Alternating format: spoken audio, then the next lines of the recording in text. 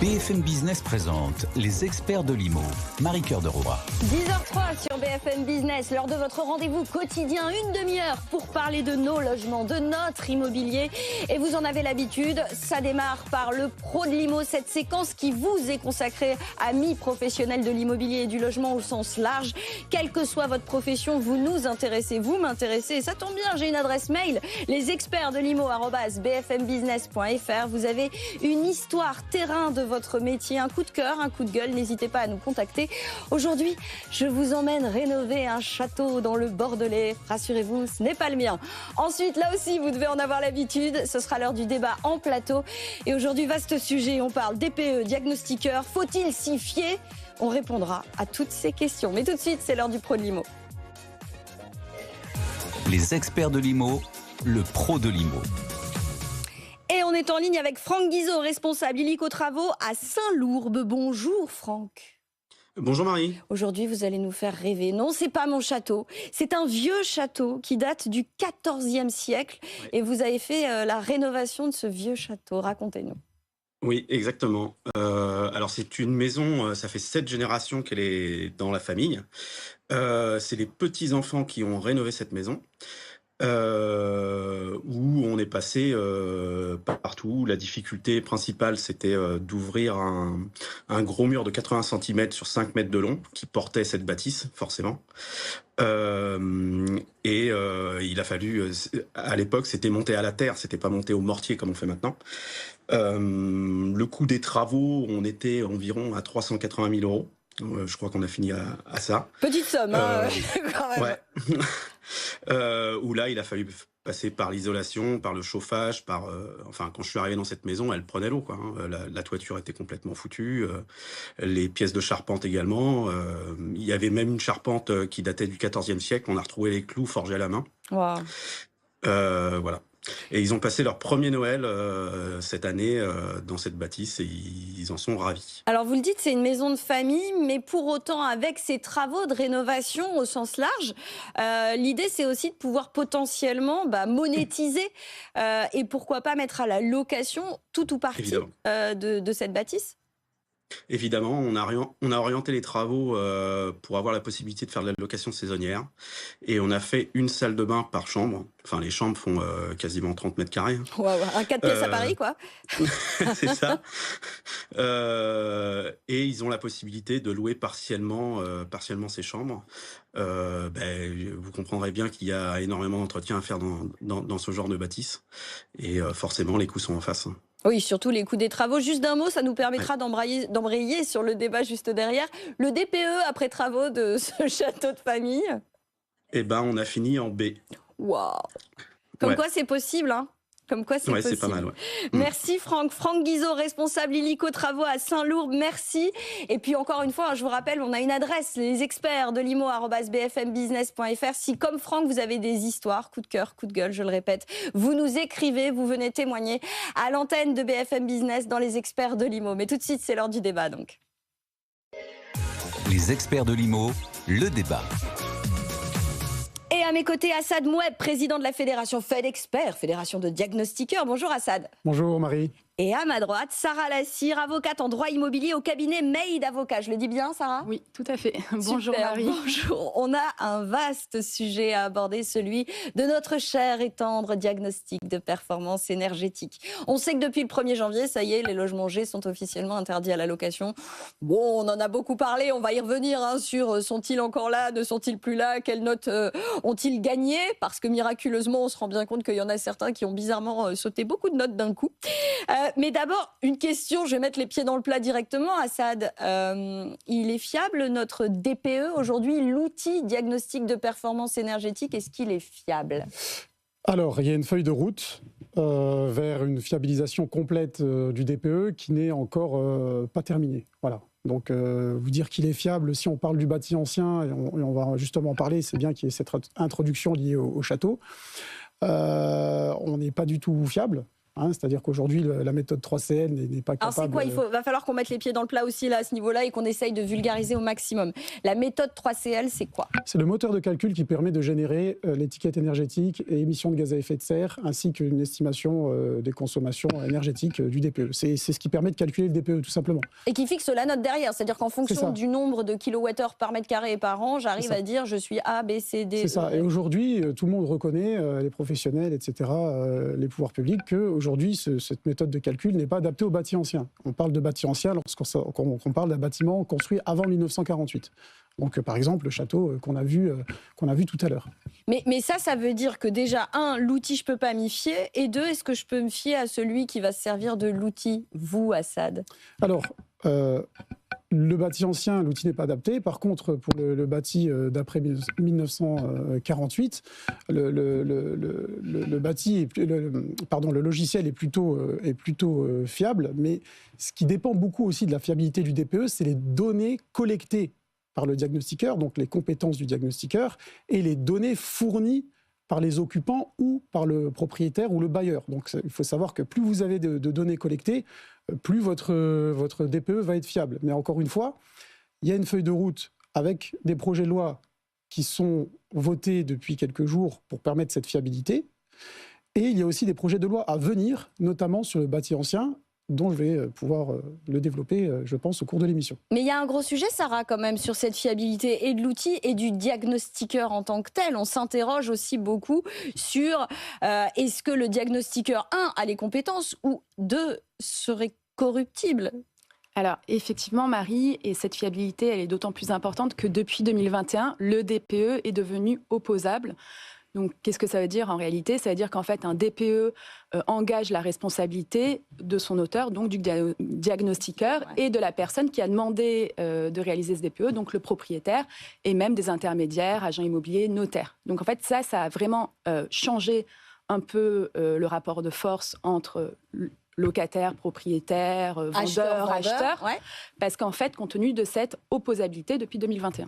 Mais justement, quand on voit que finalement, il y a des choses qui semblent... Moi, je voulais vous montrer quelque chose, je ne sais pas si on peut la voir à l'écran, mais j'avais regardé avec... alors, c'est une plateforme spécialiste de la data immobilière qui s'appelle Priceable, qui a regardé pour nous les chiffres de l'ADEME. Ils ont regardé, par exemple, ces 2 dernières années, les DPE réalisés à Paris. Et on voit la courbe avec les DPE réalisés en fonction du nombre de kilowattheures par mètre carré et par an, une courbe qui devrait être descendante au fur et à mesure des notes, A, B, C, D, E, F, G, mais lisse. Or là, on voit des pics juste avant les franchissements de seuil qui font qu'on passe d'une note à l'autre. Et ça, on m'a expliqué que statistiquement, c'est impossible. Ça veut dire qu'il y a une accumulation de DPE de complaisance, on va le dire comme ça. Alors, vous avez des DPE de complaisance, vous avez des DPE frauduleux. Mais pour moi, un DPE de complaisance, c'est une fraude, parce qu'un diagnostiqueur est censé être certifié. Il signe une charte avec son organisme certificateur, il délivre une attestation sur l'honneur dans ses rapports où il s'engage à faire un DPE en bonne et due forme. Donc à partir du moment où vous faites un DPE de complaisance, c'est une fraude. Alors pourquoi ces pics? C'est tout simplement lié au fait que si je mets mon logement en G, je ne peux plus le louer, donc je vais essayer de le mettre en F. Et aujourd'hui, chose que vous avez, en début d'émission, excusez-moi Marie, omis d'annoncer au 1er janvier, c'est qu'on réalise également l'audit pour les biens classés E depuis le 1er janvier, et plus uniquement les F et G. Alors, si j'ai un audit à faire lorsque je suis classé E ou F, ça va un peu perturber la transaction, ça va l'allonger un petit peu, ça va un petit peu faire baisser le prix aussi du bien. Donc la technique, c'est de dire, je vais le mettre en D, pour éviter de faire un audit énergétique. Et donc c'est d'où l'accumulation, mais ça veut dire que c'est frauduleux, Assad. Tout à fait, c'est frauduleux. C'est pour ça qu'on a proposé des mesures sur votre chaîne il y a 2 ans, notamment la mise en place du QR code pour pouvoir identifier le diagnostiqueur qui vient chez vous, identifier ses périodes de certification et de formation, mais aussi l'horodatage et la géolocalisation des photos prises sur site et des rapports pour qu'on puisse se rendre compte s'il s'est effectivement déplacé, parce que les DPE frauduleux, souvent, il n'y a pas de déplacement et il n'y a pas de temps passé sur place ou très peu de temps passé sur place, parce qu'on sait que le temps est un marqueur de qualité. C'est combien de temps environ Bon, vous avez cité un F3 tout à l'heure, je crois. Ouais. On va dire 1h30, 2 heures. D'accord. Faire pour un 3 pièces. Voilà, ce type de DPE. Si on reste 5 minutes, 10 minutes, un quart d'heure, une demi-heure, il y a un vrai souci.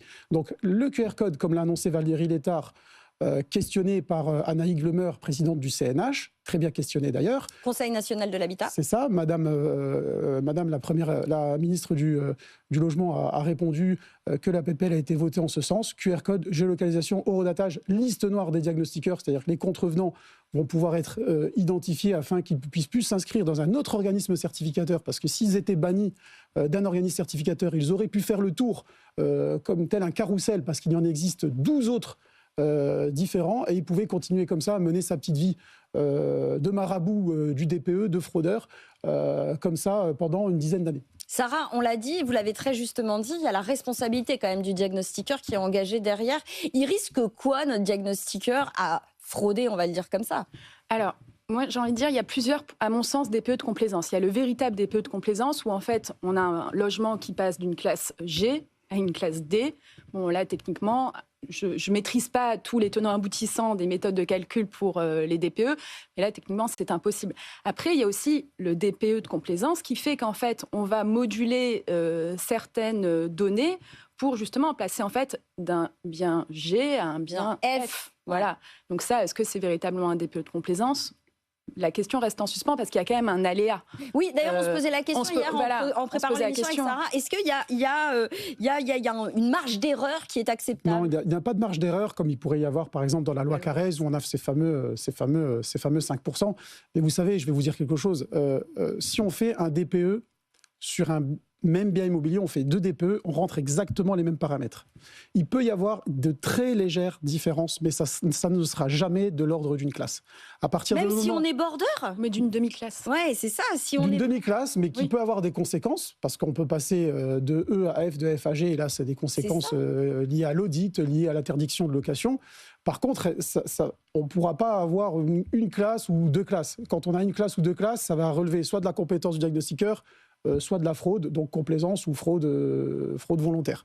Donc effectivement, il faut qu'on règle ce souci lié au logiciel. C'est pour ça qu'il faut qu'on travaille encore sur le 3CL, il faut qu'on travaille encore sur le bâti ancien, il faut qu'on revoie les coefficients de conversion d'énergie, parce qu'aujourd'hui, ce n'est pas normal qu'une énergie décarbonée comme l'électricité est pénalisée au niveau de l'étiquette DPE, alors qu'on favorise des énergies carbonées comme le gaz et le fioul. Donc, je vais vous donner une info exclusive, Marie.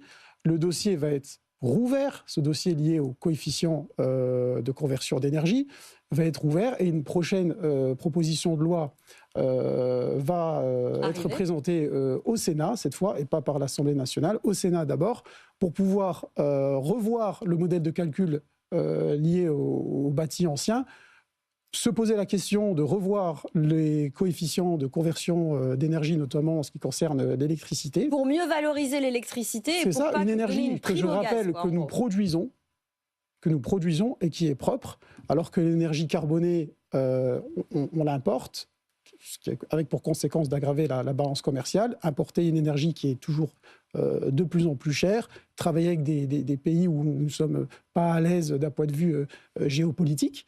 Donc, tout ça, ce sont des sujets qui vont être mis sur la table très prochainement au Sénat. Donc là, ça veut dire à ceux qui nous écoutent et qui nous regardent, éviter d'installer une chaudière à gaz pour l'instant, quoi. Écoutez, de toute façon, le DPE, il ne faut pas oublier qu'avant même de parler de consommation ou de préconisation de travaux, c'est avant tout limiter les gaz à effet de serre. Parce que, je vous le rappelle, c'est le réchauffement climatique, c'est la préservation de nos ressources, c'est la terre qu'on va laisser à nos enfants dans quelques années. Donc, l'étiquette gaz à effet de serre, entre guillemets, elle passe avant même l'étiquette consommation. Donc aujourd'hui, il y a un vrai sujet sur pourquoi on favorise des énergies carbonées. On est bien d'accord. Sarah, quand même, pour revenir sur ma question du début, parce que je n'ai pas ma réponse, sur la responsabilité du diagnostiqueur. Si j'arrive, que je sois acheteur ou locataire, à dire que, à prouver que, et on viendra sur comment je peux prouver, que le DPE qu'on m'a donné n'est pas le bon. Quelle est la responsabilité du diagnostiqueur et à quoi peut-il être potentiellement condamné ? Alors, il y a diverses responsabilités en fait qui sont en balance, parce qu'il y a aussi la responsabilité, vous me parlez du locataire ou de l'acheteur, mais en fait, en réalité, le locataire ou l'acheteur, avant de s'adresser au diagnostiqueur, qu'est-ce qu'il va faire ? Il va quand même s'adresser au préalable au propriétaire ou au vendeur. Ouais. Voilà. Donc ça, c'est ce qu'on appelle la responsabilité contractuelle. Après, est-ce que, généralement, s'il y a un DPE de complaisance avec une classe G une classe D au lieu d'une classe G, forcément, il y a une connivence entre le propriétaire ou le vendeur et le diagnostiqueur. Donc là, ça va être de la responsabilité du diagnostiqueur à l'égard des acheteurs qui a une responsabilité délictuelle. Et là, effectivement, avec le propriétaire, il peut être condamné, alors, à la fin d'une longue procédure. Oui, bien sûr, on imagine bien que ça ne se fait pas du jour au lendemain. Voilà, effectivement, quand même, la difficulté de tout ça, c'est prouver la complaisance du DPE et prouver en fait qu'en réalité, c'est un DPE faux et qu'il y a une faute du diagnostiqueur. Donc tout ça, voilà. Et à la fin, forcément, c'est la réparation du préjudice. Quel est le préjudice d'un acheteur qui pensait acheter une maison D alors qu'en réalité, il a acheté une maison G? Forcément, c'est le remboursement des travaux engagés, les travaux. De la surconsommation d'énergie entre la classe D et G. Voilà, c'est toute une série de préjudices à réparer. De préjudices associés. Voilà. Et après, la procédure aussi qui peut durer longtemps. Préjudice à l'État aussi, parce que l'État délivre des subventions Alors, pour la rénovation. Mais là, justement, c'est pour ça qu'il y a aussi des amendes administratives qui sont prévues par la loi pour les diagnostiqueurs. Mais j'ai une question par rapport à ce que vous soulevez, Sarah, parce que pour le coup, c'est hyper intéressant. C'est sur cette responsabilité et du diagnostiqueur et du propriétaire bailleur. C'est-à-dire qu'on a rendu le DPE opposable et moi, quand je farfouille, je me rends compte qu'à chaque fois, on dit le diagnostiqueur, il est très méchant. Mais enfin, quand même, tout seul, il ne décide pas de surnoter quelque chose. Je vais vous expliquer quelque chose. Je vais compléter la réponse de Maître. Aujourd'hui, il y a quelque chose de très simple, Maître, pour savoir si c'est un DPE de complaisance ou un DPE fait par une personne qui est très peu compétente. C'est cette fameuse fiche technique du DPE.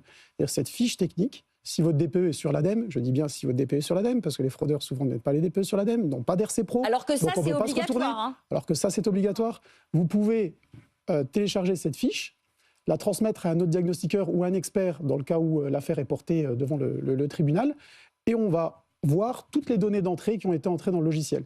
Exactement. Et s'il y a, je dis un exemple, il y a 36 mètres carrés de baies vitrées et j'en retrouve que 20 ou 15 ou 10 pour pouvoir réduire la surface de paroi froide et donc améliorer la note, on va bien voir que c'est soit de l'incompétence du diagnostiqueur, et en l'occurrence de sa responsabilité, ou une fraude faite sciemment, et en l'occurrence, là aussi, il s'agira de sa responsabilité. Mais c'est injuste, pardon, Assad, c'est pas que je cherche à défendre les diagnostiqueurs. Il y a effectivement des gens qui sont incompétents, comme dans tous les métiers. Tout à fait. Croyez-moi. Et ils sont en minorité. Mais ce que je veux dire, c'est... Et ils sont en minorité. Mais ce que je veux dire, c'est qu'un diagnostiqueur va pas de lui-même essayer de survaloriser un bien ou de mieux noter et de frauder. C'est souvent parce que le propriétaire vendeur ou le propriétaire bailleur va le lui demander. Donc, dans quel cas j'arrive à prouver... Parce que le propriétaire vendeur ou le bailleur, il pourrait dire « Ah, mais moi, je savais pas, c'est le diagnostiqueur ». Exactement. Mais d'ailleurs, c'est ça, je pense qu'on ne le dit pas assez quand même, c'est de dire que quand même le préalable, si on a un doute quant à notre DPE, qu'on soit en fait acheteur ou locataire, c'est quand même de vérifier ces 13 chiffres qui sont portés sur le DPE et qui sont répertoriés à l'ADEME. Et en fait, rien que ça, on s'aperçoit si notre DPE est un faux ou pas. Parce qu'effectivement, le diagnostiqueur qui va quand même accepter de passer d'une classe G à une classe D n'est peut-être pas forcément certifié, n'a pas de RCP, c'est ce qui est important. Donc en fait, même en cas de contentieux, c'est pas dit qu'il y a une réparation du préjudice parce que il n'y a pas de RCP. Et après aussi, c'est pas toujours la faute des diagnostiqueurs. Ça peut être tout simplement un Photoshop ou c'est ça. Ça peut être beaucoup plus simple que ça. C'est pas toujours le diagnostiqueur qui fraude. C'est vrai qu'en fait, rien que de vérifier sur la base de l'immatriculation permet quand même rapidement de savoir si le DPE est fiable ou pas. Et puis, il y a quand même des alertes quand on vit dans le logement. Parce que moi, je regardais les chiffres de la plateforme EFI hyper sérieuse, là, qui disait qu'il y avait quand même une consommation qui était 2 fois plus importante dans un logement G que dans un logement D. Enfin, il y a quand même des choses en termes de confort, vous le ressentez quand même. Le souci, Marie, que l'on a, et on l'a évoqué juste avant de rentrer sur ce plateau avec Maître, qui regarde, très sérieusement, qui regarde ce numéro ADEME ? Qui est au courant qu'il y a un numéro ADEME à 13 chiffres à apposer sur le rapport, et où est-ce qu'on l'entre pour le contrôler, où est-ce qu'on le trouve, etc. C'est pour ça qu'on a au sein de FedExpert des contributions nouvelles après celles liées au QR code, géolocalisation et l'eurodatage, qui sont de mettre ce numéro ADEME au niveau de l'annonce immobilière directement, en même temps que l'étiquette, parce que vous savez qu'aujourd'hui, il faut mettre l'étiquette sur l'annonce. Donc, on couple cette étiquette Comme ça, on peut DPE sur vérifier l'annonce de suite. Et on peut même aller plus loin, c'est-à-dire c'est de mettre toujours sur le rapport un QR code qui va permettre de télécharger la fiche technique directement et pas aller s'embêter à essayer de la télécharger soi-même. Pour le commun des mortels et les professions immobilières et notaires, c'est introuvable. Donc on flash, on tombe sur la fiche technique durant la période du compromis, où on a le droit de se rétracter, etc. Le futur acquéreur, soit ils sont contents de cette fiche, il dit bon, moi je veux acheter, j'achète en connaissance de cause, ça me plaît bien, soit il la remet à un autre diagnostiqueur ou un expert qui va récupérer cette fiche et dire effectivement c'est cohérent, ce n'est pas cohérent, si ce n'est pas cohérent, faites ce que vous voulez, achetez, achetez pas, négociez le prix.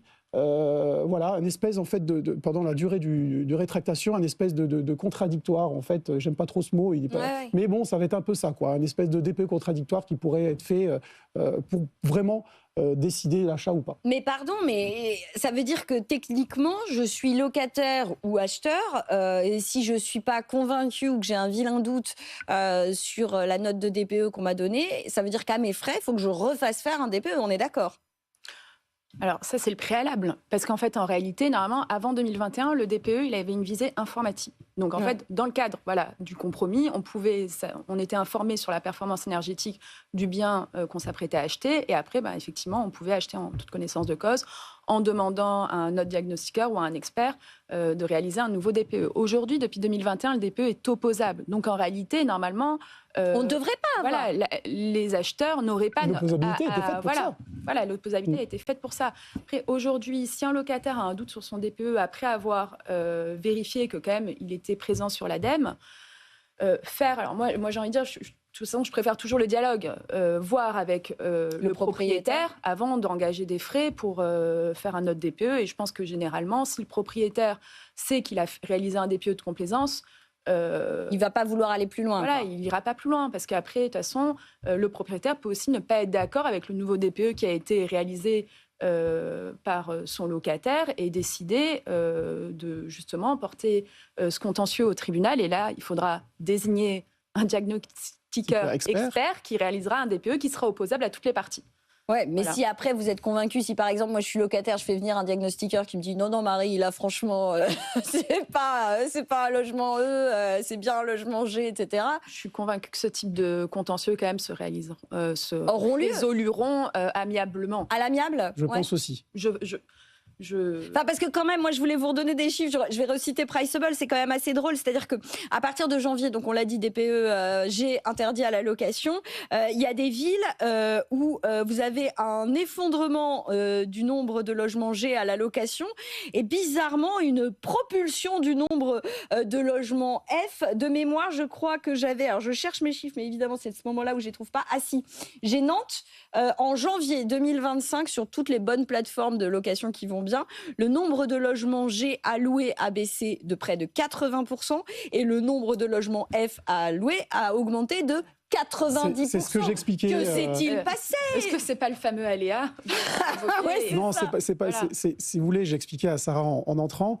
J'ai eu justement l'exemple hier, c'est-à-dire que j'ai un diagnostiqueur de notre fédération qui dépose une réclamation en disant qu'il a été faire un diagnostic dans une très belle maison bourgeoise, qu'il a classé F ou G, je ne sais plus trop, mais en tout cas passoire, et ça n'a pas plu aux professionnels de l'immobilier. Hein, c'est un notaire ou une agence, je n'ai pas envie de stigmatiser qui que ce soit, mais un professionnel de l'immobilier qui a décidé de faire un autre DPE, étant donné que F et G, il aurait fallu faire un audit en plus. Et il s'avère qu'aujourd'hui, cette maison-là est classée D. Elle est présente sur le site internet D. Tout le voisinage sait que c'est une passoire thermique, mais elle est affichée D uniquement pour ne pas faire l'audit, pour pouvoir commercialement la vendre mieux, plus cher, avec une meilleure commission. Et c'est aussi lié au fait que le diagnostiqueur qui a réalisé ce DPE en D, il aurait pu la mettre en E, ceci dit. Parce qu'en E... Oui, mais là, il y avait l'audit. Il y avait l'audit et il n'était pas qualifié pour faire l'audit. C'est pour ça qu'on a constaté une baisse des auditeurs certifiés. On a perdu peut-être 400 ou 500 auditeurs certifiés en quelques mois parce que certains ont trouvé la parade de dire écoutez, moi je ne vais pas me qualifier à faire de l'audit parce que c'est trop compliqué, il y a 10% de réussite à l'examen, etc. Parce qu'on a durci tout ça, Valérie Létard l'a rappelé. On va en voir les effets dans quelques mois, c'est assez long à mettre en place, mais on va voir les effets très, très prochainement. Et il se dit, moi je ne vais pas me qualifier, je vais plutôt les mettre juste en dessous de la limite, pour éviter l'audit, parce que si vous êtes un professionnel immobilier et qu'on vous dit il y a un audit à faire, vous n'êtes pas qualifié pour faire l'audit, on va aller prendre un diagnostiqueur qui, lui, sait le faire, et vous avez perdu l'affaire. Voilà ce qui justifie ces pics. Et aussi, pourquoi on voit tant de DPE comme ça ? Il faut savoir que l'écrasante majorité des professionnels travaillent très bien. On a l'écrasante majorité qui est intègre, comme l'a si bien rappelé Sylvain Lévy, que je salue au passage, que vous avez invité récemment.